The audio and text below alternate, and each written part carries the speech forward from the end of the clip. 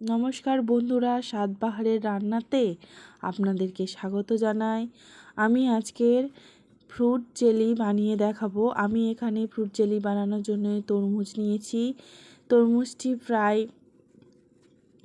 3 KG মতো ওজন। আপনারা চাইলে আরও ছোট দেখেও নিতে পারেন। জেলিটি বানানোর জন্য প্রথমে তরমুজটিকে ধুয়ে পরিষ্কার করে তার এক সাইডে মুখ কেটে আমি তরমুজের শাঁসগুলো বের করে নিচ্ছি একটা হাতার সাহায্যে। আপনারা যে কোনোভাবে যে কোনো চামচ বা ছুরির মাধ্যমে এগুলো আস্তে আস্তে করে একটু বের করে নিতে পারেন। আর যদি আপনারা অন্য পাত্রে বানান, আমি যেহেতু তরমুজের খোলসের মধ্যে এটা বানাবো সেহেতু পরিষ্কার করে নিচ্ছি। আপনারা যদি বাটিতে বা অন্য কোনো পাত্রে বানান তাহলে এইভাবে করার দরকার নেই, কোনো মতে টুকরো করে জুস বের করে নিলেই হবে। আমার যেহেতু জুসার নেই সেই জন্য আমি হাতের সাহায্যে জুসগুলি বের করে নেব। প্রথমে দেখুন শাঁসগুলো পুরো পাল্পগুলো বের করে নিয়েছি এবং একটি গ্লাস বা ডালঘাঁটা আপনারা যা খুশি ইউজ করতে পারেন। দেখুন পুরো পরিষ্কারভাবে তরমুজের খোলস থেকে সমস্ত শাঁস মানে লাল লাল যে অংশগুলো ছিল পুরোটা বের করে নিয়েছি আমি। এবারে এটিকে ভালো করে একটি পরিষ্কার কাপড় দিয়ে একটু মুছে শুকনো করে নিতে হবে। নিয়ে সাইডে রেখে দিলাম এবং একটি গ্লাসের সাহায্যে আমি তরমুজের শাঁসগুলো থেকে লাল অংশগুলো থেকে চেপে চেপে রস বার করে নিচ্ছি। কারণ আমরা জানি সবথেকে রসালো ফলের মধ্যে হলো তরমুজ প্রধান। প্রচণ্ড মানে তরমুজ এতটাই রসালো ফল যে তরমুজ খেলে আমাদের তেষ্টা মিটে যায়। চেপে চেপে ভালো করে একটু সময় সাপেক্ষ কাজ। আপনাদের যদি ব্লেন্ডার থাকে বা অন্য কিছু জুসার থাকে এইসব দিয়েও আপনারা জুস বের করে নিতে পারেন। আমি এতে কোনো রকম কোনো কালার বা কোনো অ্যাডেড কোনো কিছু মেশাবো না। এটা বাচ্চাদের এবং বড়দের সবার জন্য এটা খুব হেলদি। আমি যেহেতু রসগুলো বার করে নিয়েছি, এবারে একটা ছোট্ট বড় ছাঁকনি নেই সেই জন্য ছোট্ট ছাঁকনির সাহায্যে রসগুলি আস্তে আস্তে ছেঁকে নিয়েছি। যেহেতু ছোটো ছাঁকনি একটু সময় লেগেছে পুরো রসটিকে ছাঁকতে এবং বেঁচে যাওয়া পাল্পগুলি আমি একত্রে করে সেটা 1 থেকে 2 বার আমি নিয়ে মিক্সির মধ্যে ঘুরিয়ে নিয়েছি। জমিয়ে সেটা মিক্সির মধ্যে ঘুরিয়ে নিয়েছি। এটি ঘুরিয়ে নিলে কোনো তরমুজের কোনো একটুও রস নষ্ট হবে না। এই বেঁচে থাকা পাল্পগুলো ছেঁকে রাখা পাল্পগুলো দিয়ে ঘুরিয়ে নিয়ে সেটাকেও আবার ছাঁকনির মাধ্যমে ছেঁকে যতটুকু অবশিষ্ট রস ছিল সেটুকু আমি বার করে নেব।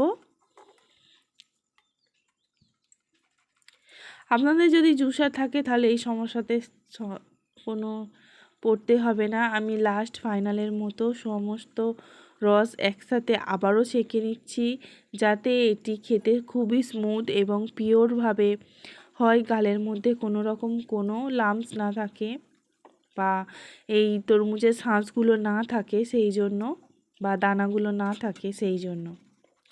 ভালো করে ছেঁকে নিয়েছি। ছেঁকে নেওয়ার পর দেখুন কিরম টকটকে লাল রঙের জুস তৈরি হয়েছে। এটি আপনারা জুসের মতো খেতে পারবেন, কিন্তু আমি যেহেতু জেলি বানাবো সেই জন্য কড়াই ধুয়ে কড়াই বসিয়ে দিয়েছি। তাতে অল্প খানিকটা জুস দিয়ে আমি জেলিটিন পাউডার নয় আগার আগার পাউডার ব্যবহার করছি। আমি এখানে 2.5 চামচ মতো পাউডার ব্যবহার করছি। আপনি আপনাদের পরিমাণ অনুযায়ী, এখানে প্রায় দুধ থেকে মানে 2.5 লিটারের কাছাকাছি এখানে জুস আছে টোটাল, সেই জন্য আমি 2.5 চামচ ব্যবহার করছি। আপনারা যদি 1 লিটার বা হাফ লিটার জুস দিয়ে বানান সেহেতু আপনারা পাউডারের পরিমাণটা কমিয়ে দেবেন। এবারে আমি গ্যাস তো অন করে দিয়েছি, হালকা গরম হয়েছিল তখন দিয়েছি, বাদবাকি জুসটুকু আবার দিয়েছি। কম জুসে মেশানোর কারণ হলো যদি বাই চান্স দলা পাকিয়ে যায় তাহলে ওটা ভালো জেলি তৈরি হবে না। ওই জন্য ভালো করে মেশানোর জন্য অল্প জুসের মধ্যে একটু মিশিয়ে দিয়েছিলাম, তারপরে সমস্ত জুসটা আবার আমি ঢেলে দিয়েছি। আপনারা চাইলে একসাথে দিতে পারেন, কোনো সমস্যা নেই। আমি প্রয়োজন মতো মিষ্টি দিয়ে দিলাম।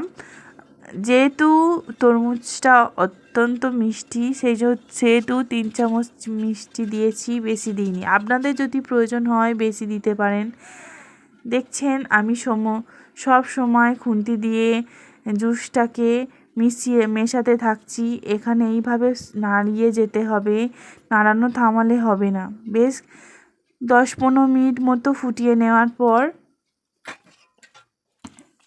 কিছুক্ষণ রেখে অপেক্ষা করে অল্প একটু ঠান্ডা করে, খুব বেশি ঠান্ডা নয়, খুব সামান্য মিনিট 3 রেখেছিলাম। তারপরে আমি আস্তে আস্তে চামচের সাহায্যে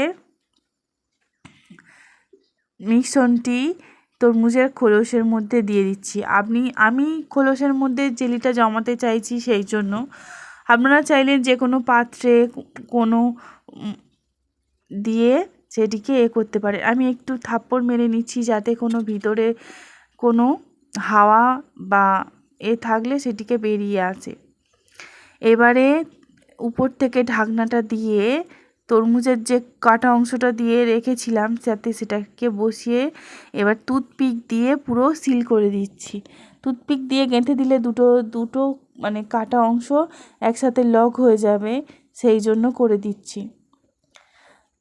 এবারে ভালোভাবে লক হয়ে গেছে। ঘুরিয়ে যেহেতু আমি দেখুন কতগুলো দিচ্ছি, দিয়ে একদম শক্তপোক্ত করে দিয়ে দিয়েছি। এবার প্রায় 4 ঘন্টা পরে আমি এটিকে খুলছি। আমি ফ্রিজের মধ্যে রেখেছিলাম। আপনারা চাইলে এমনিও রাখতে পারেন, কোনো সমস্যা নেই। খুব সহজেই দলা পাকিয়ে যায়, মানে জেলিটা আর কি তৈরি হয়ে যাবে। দেখছেন কিরম তলতলে সুন্দর হয়েছে। আমি কেটে দেখাচ্ছি আপনাদের, দেখুন অসম্ভব সুন্দর। কোনো রকম কোনো কালার মেশানো নেই, কোনো রকম কোনো স্যাকারিন মেশানো নেই যেটা বাচ্চাদের বড়দের সব মানুষের ক্ষতি করে। একটু ছুরিটা ছোট হয়ে গেছে, সেই জন্য কাটতে আমার একটু সমস্যা হচ্ছে। আর একটু বড় তরমুজের জন্য বড় ছুরি হলে ভালো হতো। দেখুন কেটে নিয়েছি, কিরম হাত দিলেই থলথল করছে, পুরো জেলি। দারুণ কালারটি শুধু দেখুন। আপনারা চাইলে অবশ্যই চেষ্টা করে দেখতে পারেন, খুব হেলদি, খুব ভালো লাগলে অবশ্যই লাইক কমেন্ট শেয়ার করতে ভুলবেন না। আপনাদের একটি লাইক আমাদের খুব এগিয়ে যেতে সাহায্য করে। ভিডিওটি দেখার জন্য ধন্যবাদ।